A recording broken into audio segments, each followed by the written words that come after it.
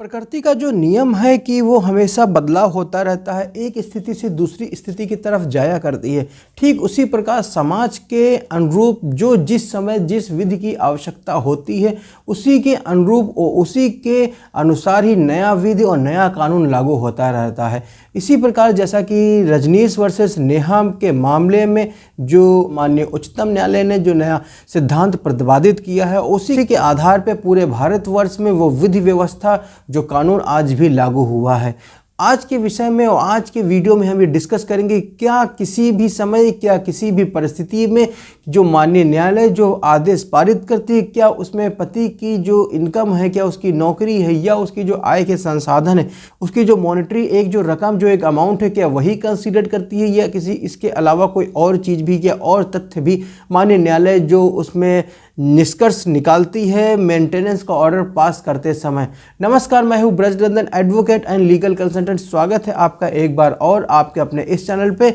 और वीडियो शुरू करने से पहले एक रिक्वेस्ट हमारी ये है कि आप अगर जो चैनल पे पहली बार आए हुए हैं तो इसको सब्सक्राइब करें, लाइक करें और कमेंट में जय हिंद अवश्य लिखें। और इस तरीके की जानकारी अगर जो आप किसी दूसरे लोगों को, अपने निकटतम संबंधियों को अगर जो आप पहुंचाना चाहते हैं तो इसको शेयर करें और वीडियो अंत तक देखिएगा, पूरा देखिएगा, क्योंकि आज के वीडियो में हम ये डिस्कस करेंगे क्या केवल नौकरी के आधार पे या केवल सैलरी के आधार पे जो एक मॉनेटरी जो रकम मिलती है, जो एक अमाउंट मिलता है, क्या उसी के आधार पे माननीय न्यायालय क्या मेंटेनेंस का ऑर्डर पास कर देती है या उसके अलावा कोई और भी विचार क्या और भी बिंदु क्या प्रस्तुत किए जाते हैं या विचार किए जाते हैं। अगर जो प्रस्तुत तो दोनों पक्ष के हिसाब से बहुत कुछ किया जाता है, लेकिन माननीय न्यायालय उसको कितना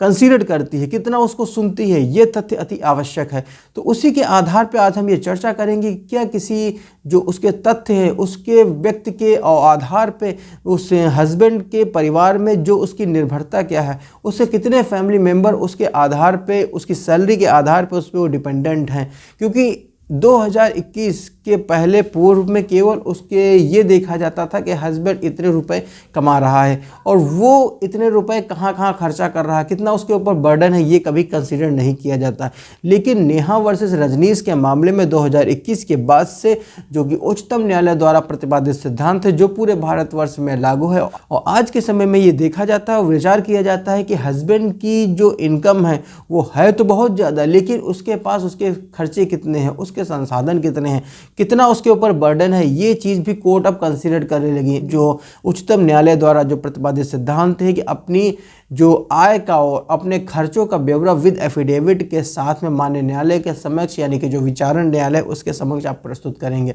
और उसमें आप सारे लायबिलिटीज़ और सारे एसेट्स और सारी रिस्पॉन्सिबिलिटी आप उसमें मेंशन करेंगे और साथ में डिस्क्लोज करेंगे कि हमारे पास किस किस सोर्स से कितनी कितनी इनकम आ रही है और उन इनकम को हम कहाँ कहाँ खर्चा कर रहे हैं, कितने हमारे पास मेंबर हैं, कितने फैमिली मेंबर हैं जो हमारे ऊपर ही डिपेंडेंट हैं, या हम अपनी फैमिली में केवल इकलौते ऐसे ही मेंबर हैं जो पूरी फैमिली को कंट्रोल कर रहे हैं या उनको उनका मेंटेनेंस कर रहे हैं। इसी के साथ में अगर जो वाइफ को भी हम उसी में से मेंटेनेंस देंगे या उसको मेंटेन करेंगे तो इसके आधार पर माननीय न्यायालय यह भी विचार करती हैं, इसी के आधार पर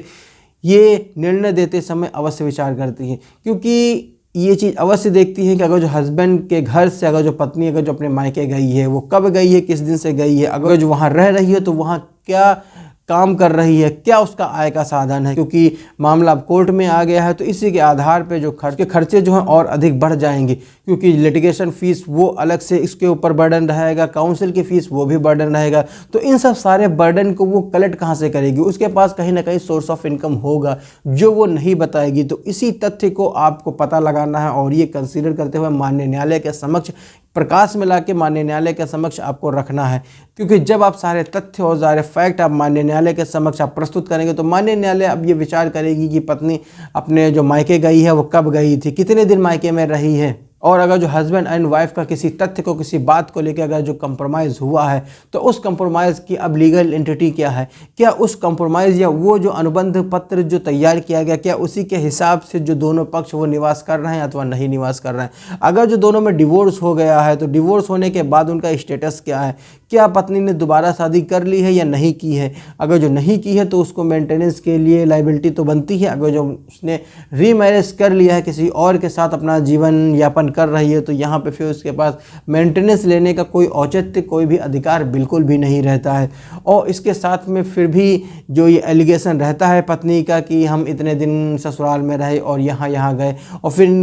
फैमिली मेम्बर जो हस्बैंड के हैं उन्होंने तरह तरह से हमको टॉर्चर किया, हमको तरह तरह से परेशान किया, हमारे साथ घरेलू हिंसा भी कारित की। तो सारे तथ्य और सारे एलिगेशन लगाते हुए और फिर हम अपनी जान बचाने के लिए अपने मायके चले आए, और मायके से आने के बाद फिर अपनी जो लिटिगेशन प्रोसीडिंग जो है वो उन्होंने शुरू कर दिया। और उसके बाद फिर पत्नी मामले में आगे नए तथ्य लेकर आती है, तरह तरह से सारे जो मुकदमे हैं सेक्शन 12 का DV एक्ट का, सेक्शन 85 BNS का और सेक्शन 144 BNSS का, ये सारे तथ्य और ये सारे फैक्ट को लागू करते हुए नए नए मामले अलग अलग वाद में उनको अंगीकृत करते हुए और हस्बैंड के विरुद्ध दाखिल कर देती है। तो यहाँ से अब पत्नी का जो शोषण पति के विरुद्ध करना शुरू कर देते हैं। फिर ये उनको ये लगता है कि हम पति को जितना परेशान करेंगे उतनी ही जल्दी वो हमसे कंप्रोमाइज़ करने के लिए या हमसे रिक्वेस्ट करने आएंगे कि अपने सारे मुकदमे सारे वाद हमसे वापस ले लीजिए, कि हम अब किसी भी तरीके से आपके विरुद्ध लड़ना नहीं चाहते हैं।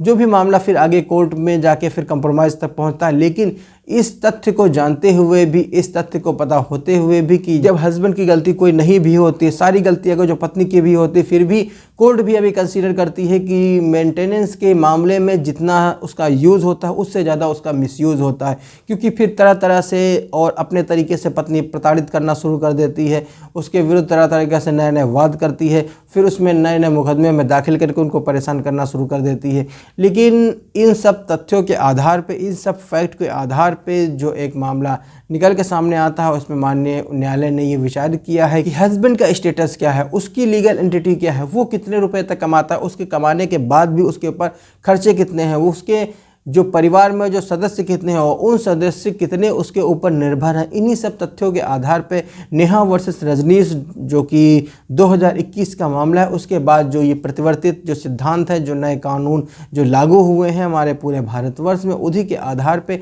एक नया निर्णय सामने निकल के आया है कि जिसमें माननीय न्यायालय ने यह भी निर्धारित किया है कि केवल हस्बैंड की आपको इनकम नहीं कंसिडर करना है किसी भी ट्रायल कोर्ट को, उसकी सारी लायबिलिटी और उसके सारे तथ्य जो एफिडेविट के माध्यम से माननीय न्यायालय के समक्ष प्रस्तुत किए गए हैं। और हाँ, एक चीज़ और है कि जो नेहा वर्सेस रजनीश के मामले में जो उच्चतम न्यायालय ने जो निर्देश दिया है कि सभी लोग अपना शपथ पत्र दाखिल करेंगे कि उनके पास क्या लायबिलिटी है, क्या उनके पास एसेट्स है, कितनी जिम्मेदारी उनके पास बनती है और उनके पास क्या क्या आय के साधन हैं अथवा नहीं है। हस्बैंड तो देगा ही, उसके अलावा वाइफ को भी देना पड़ता है कि आपके पास क्या क्या लायबिलिटी हैं, आप कितने कमाती हैं, नहीं कमाती हैं, आपके पास क्या आय के साधन है, आखिर आप जो जीवन यापन करने के लिए जो खर्चे अरेंज हो रहे हैं वो कहाँ से आ रहे हैं, और आपकी जो ऊपर जो लायबिलिटी आती है कि अगर जो कोई पारिवारिक सदस्य आपके ऊपर निर्भर है अथवा नहीं निर्भर है, तो इन सब दायित्वों का निर्वहन करते हुए अगर जो फिर भी ये इस तरीके के तथ्य प्रस्तुत करने के उपरांत भी कभी कभी मैंने ये भी देखा है कि सारी फाउंडेशन होने के बाद भी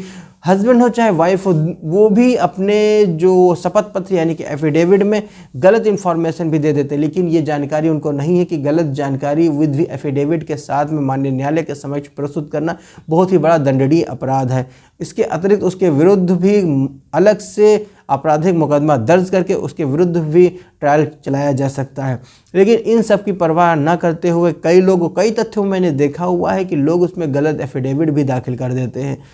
क्योंकि वो चाहते हैं कि हमें किसी भी तरीके से मेंटेनेंस ना देना पड़े, या वाइफ ये चाहती है कि हमें कुछ भी करना पड़े, हमें अपने हस्बैंड से हर हालत में मेंटेनेंस लेना ही लेना है। यहाँ तक कि मैंने ये भी देखा हुआ है कि मेंटेनेंस लेने के लिए जो वाइफ अगर जो पहले से कहीं नौकरी में थी या कहीं काम कर रही होती है या कहीं किसी तरीके से कोई अपना बिजनेस कर रही होती है या कहीं पार्ट टाइम जॉब भी कर रही होती है, तो मेंटेनेंस लेने के लिए वो अपनी सारी नौकरी जो उसके पास जो प्रॉफिट हो रहा होता है वो भी छोड़ देते हैं, क्योंकि वो इनको ये लगता है कि जब तक मेंटेनेंस मिल रहा है तब तक हम ये छोड़ भी देंगे, क्योंकि ये नौकरी तो अगर जो मेंटेनेंस मिलने लगेगा उसके बाद भी कर लेंगे।